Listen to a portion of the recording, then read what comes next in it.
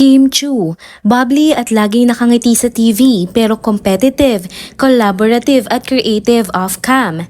Kim Pao, nagbakasyon nga ba sa Baguio noong undas break? Darren Espanto at Kim Chu, trending na trending pa rin ang apat na performance nila sa ASAP. Paulo, binakuran nga ba si Kim habang nagre-rehearse ang mag-bestie? Tara, kwentuhan muli tayo.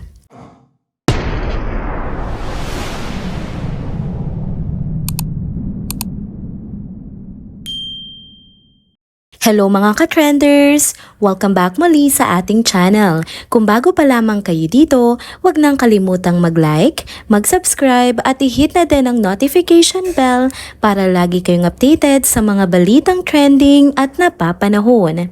Mga ka-trenders, andito na naman tayo para magdala ng latest na kwento at trending balita tungkol kina Kim Chu at Paolo Avellino.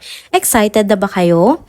Pero bago ang lahat, simulan na natin ang chika sa may init na vlog na in-upload ni Kim sa kanyang YouTube channel. Napanood nyo na ba mga ka-Kimpaw? Grabe, ibang level ang energy ni Kim dito. Sabi nga ni Sir Ogie, intense ang performance ni Kim.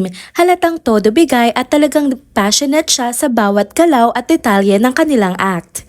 Hindi lang basta sumunod si Kim sa plano ng team, mismong siya hands-on sa bawat aspeto ng kanilang performance. Mula sa pagbuo ng konsepto hanggang sa aktual na pag-execute, tutok na tutok si Kim. Kitang-kita sa video na hindi siya nagpapadala sa kaba o takot, lalo na sa mga stunt na talagang challenging.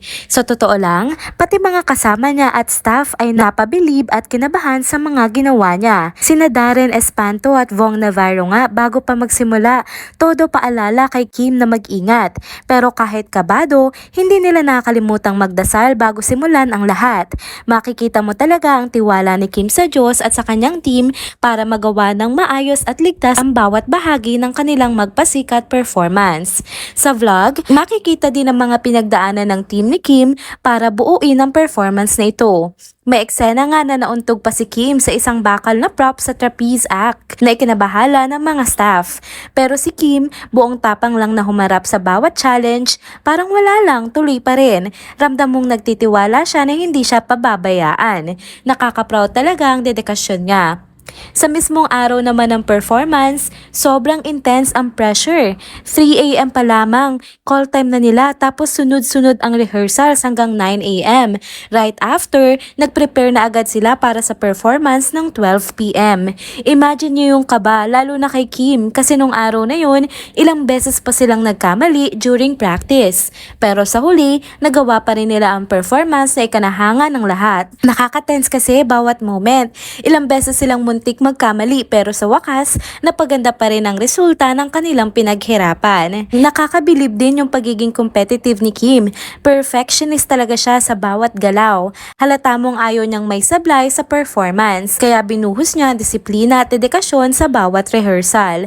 Pero kahit ganon, hindi pa rin nila nakalimutang magdasal. Kaya naman sobrang blessed talaga si Kim. Meron pa ngang part sa trapeze act na hindi niya narinig agad ang cue pero tamang-tama pa rin ang timing at naabot niya nga ang kamay ng partner niya. Kundi pa ba naman sobrang pinagpala, di ba? Ramdam mo sa video kung gaano nga kalaki ang pasasalamat ni Kim sa guidance na ibinigay sa kanya para matapos ang lahat ng ligtas at maayos. Grabe din ang respeto niya sa production staff. Hindi siya naguutos na mabigat, laging may po at maayos ang pakikitungo nito sa kanila. Tunay nga nakaka-inspire ang isang Kim Chu. At ang pinakamagandang twist sa lahat, sa huli, dineklarang winner ang Team Ogie. Walang duda na ang effort, tapang at determinasyon ni Kim ay may malaking kontribusyon sa pagkapanalo ng kanilang team.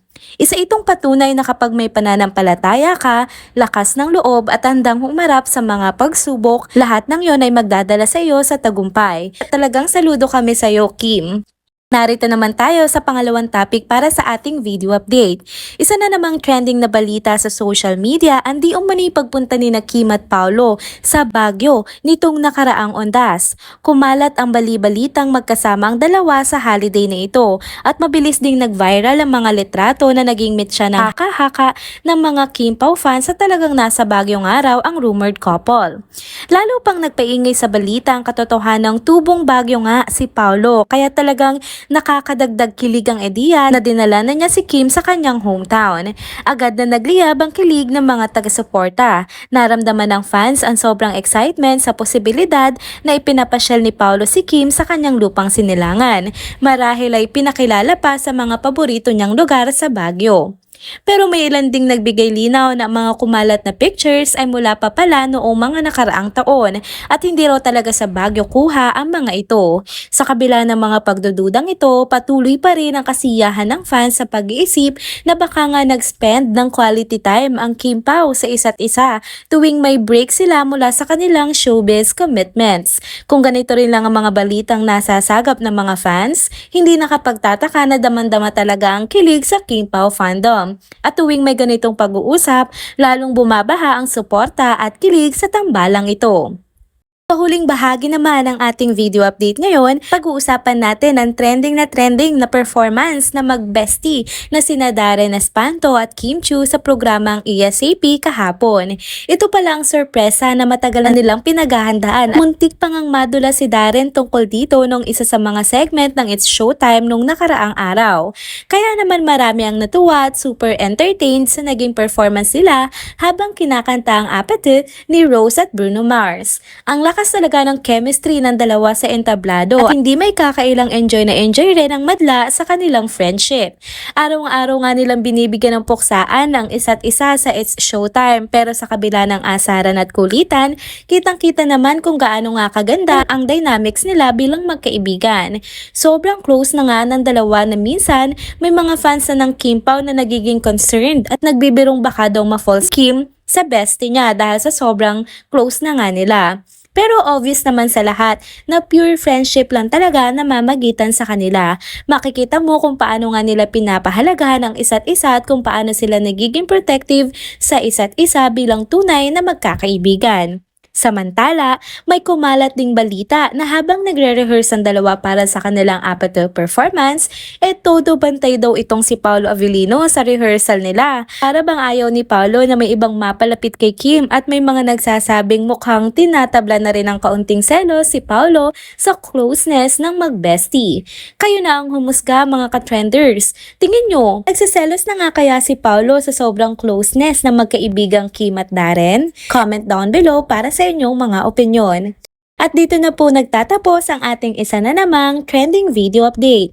Salamat sa inyong pagsubaybay at pagsama sa akin hanggang sa dulo ng video na ito. Pero bago kayo umalis, huwag niyo pong kalimutang mag-like, mag-subscribe at i-hit na din ang notification bell para lagi kayong updated sa mga balitang trending at napapanahon. Kita-kits sa susunod na video. Paalam!